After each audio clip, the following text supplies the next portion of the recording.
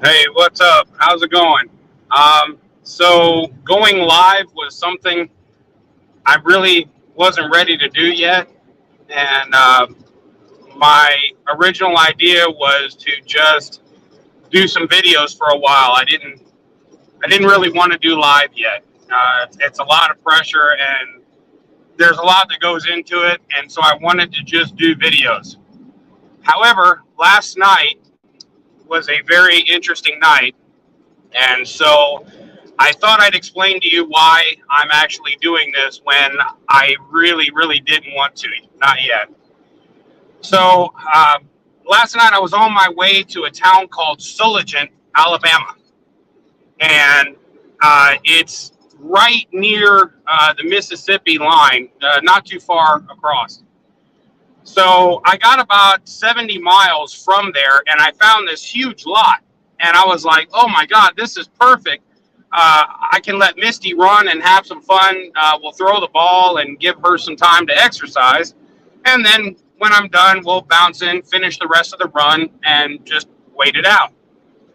So I get there, and we're playing ball and having some fun, and it starts getting pretty dark really quick, and it starts raining pretty hard pretty quick. And I'm like, wow, okay, well, I guess that's enough of that shit. So we go in the truck, and I decided to get a little something to eat. And we're just kind of sitting there chilling, and the storm starts really getting fast, really quick. I'm like, this is nuts. So I'm like, you know what? I'm just going to go to bed. I can sleep through a heavy rain. Just awesome. So decided, yep, that's it. I'm going to bed. So I woke up, I want to say pretty close to 10 o'clock, because it felt like somebody had gotten on the side of my truck and was rocking my truck. And I was like, what the hell? So I bounced up to look and realized, oh, that's just wind, but it's like really crazy wind. So at this point, I'm like, oh, wow, this can't be good. So I turned on the weather channel for Tupelo, Mississippi, which was just south of me, I don't know, 15 miles or so from where I was at. And they're doing a live weather broadcast, everything. And I'm like, oh, shit. That's always never a good thing when they've got the channel doing live weather constant. So I start watching, and the crazy part is, had I have went to where I was supposed to go, I'd have been in it. I'd have been in it. For some reason, where I was at, I was basically surrounded by it. I mean, I still got heavy wind and insane rain, but the really nasty parts were all around me. Crazy. So the guy keeps repeating that, you know, keep in mind, once we talk about there's a tornado on the ground, it's already been on the ground. And about, I don't know, 10, 15 minutes into this, the truck starts going nuts, and I start seeing debris flying by, and I was like, oh God, it's coming for me. And I know it's going to sound bad, but I only thing I could think was I took Misty and I threw her in the refrigerator. And then I laid down on the floor with my legs against this thing here and my head and shoulders pushed up against the refrigerator, so that, God help, we did flip or something, that she'd be all right. And it wasn't, I don't know, 10 seconds, maybe a little longer, but not by much. So it really wasn't much of anything time-wise. But, man, when you're rocking like that and I'm looking up and out the windshield on the floor, it was crazy. And I still, to this point, don't know whether one was starting or just kind of came down and bumped or what. But there's no doubt in my mind that it was a tornado one way or the other. It may have not been fully formed or whatever, but it was there. The truck was, I wasn't sure whether the truck would tip over or whatever, but I knew regardless, if I get thrown out of the way, Misty will have a very easy time pushing the door open once I'm off of it. So at least I knew she'd be all right. So at any rate, after all this happened, the truck didn't flip over. It was whipping around, whatever, and it was scary as hell. But then it was done, and it was just intense, heavy rain, lightning, windy, but not like what we experienced. So obviously I let Misty out of the fridge, and she's like, what the fuck? But it's all good. I think if she knew what was going on, she'd forgive me. So, all right, that was my portion of the story. Now, around me, I'm watching the weather thing, and I'm watching these tornadoes form on the Doppler, and the weather guy is talking about where they're headed, and he goes, okay, we got one getting ready to touch down, and he says, okay, this is definitely touchdown. You can see the debris field, yada, yada. As it got going further, it got bigger and bigger. The debris field ended up being 2 miles wide, and it went right through a town called, wait for it, a town called Armory, and it was coming from south to northeast. And by the time it hit Armory, the news guy was so stressed out, he just dropped his elbows on the table and said, oh God, please be with these people. He knew in his head what was getting ready to happen. It was hitting the north side of Armory, and obviously this guy's been doing this for a while. He knew the level of destruction that these people were about to face. And it really hit me, like, after having just gone through all that wind and the moment that I went through, which was nothing like what these people have gone through, I was like, all right, my load that I'm bringing here to Sulligent isn't due till Monday. So I decided, screw it. I'm going to drop this trailer and I'm going to go to Armory and see if there's anything I can do to help, or just show and try to help get some folks what they need. I don't know. This could be a completely wasted trip. I legitimately have no idea what I'm going into, but I can tell you that the mayor of the town, when he was done, said, my city is gone. And man, if that doesn't break your heart, nothing will. I can't imagine what they must be going through. And I thought, well, I don't know. Let's find out. Let's see if I can do anything. I just don't know.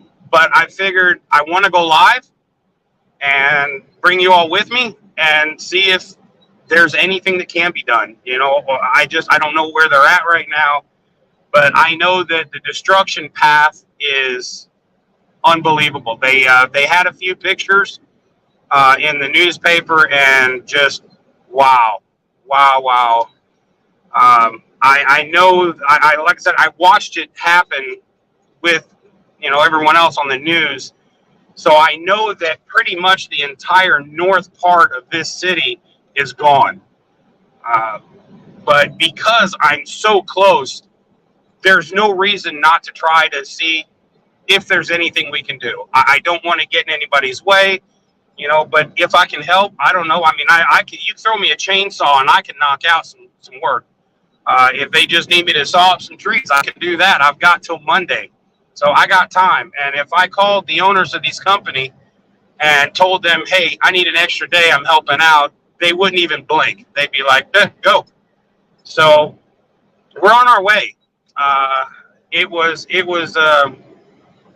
It was bad. It was really bad. And it wasn't just this one tornado. There were multiple tornadoes, but this was the holy grail. It ended up being the top of the line where F3 turns into F4. So it was flirting with that F4 line. I don't know that it ever actually reached F4, but I know it stayed at the top of F3 for the majority of its ride till it blinked out about, I don't know, 10 miles or so northwest of Armory, where we're going. So, yeah, I don't know what's going to happen, and this may be all for nothing, but I can't just not try. I'm too close, and I'm perfectly healthy. If they can use my help, I'm ready to do it. And if for nothing else, maybe we can meet a few folks that need a few things, and maybe we help them out with that. I don't know, but I can't just sit here and just wonder. That type of shit would be on my mind forever. I've got to go and find out. It was so close to where I was at, and I feel like had I have done the rest of my run, or maybe just done part of it and stopped somewhere else, I could have been in it. And that kind of thing it sticks with you. So I guess I'll at this point say hi to everyone. So keep in mind, since I've last seen you guys, the last time I've done this, I actually have to wear glasses now and not these. And those are laying in the bed. So I can't quite see like I used to. And so this would be a little tricky, but I see Squirrel, Marho, and Earthlight. And a lot of you guys had commented on the first couple of videos I did, and I want to say thank you so much. I really appreciate it. I don't know if you noticed or not, but for every single comment, I hit the little heart button, and that's because I want you to know that I read the comment. I read every single comment. I may not respond to every single comment, but I do read every single comment. And so I want you to know that I've read it by hitting that. I don't just go through and randomly hit them. I actually make sure that I've read everybody's comment, and like I said, some of them I'll respond back. But I really appreciate everybody, sending their well wishes and everything. It's been a time. Like I said, I genuinely didn't want to go live yet. I really didn't feel like I was able to handle the stress that goes with this, but the nature of I'm roboting, I can tell. I'm sorry, but because so we're going. I'm assuming as I get closer to the town, my signal will get better. Right now, I know it's really bad. So I apologize, and I can't really do much with audio or any of that. I don't have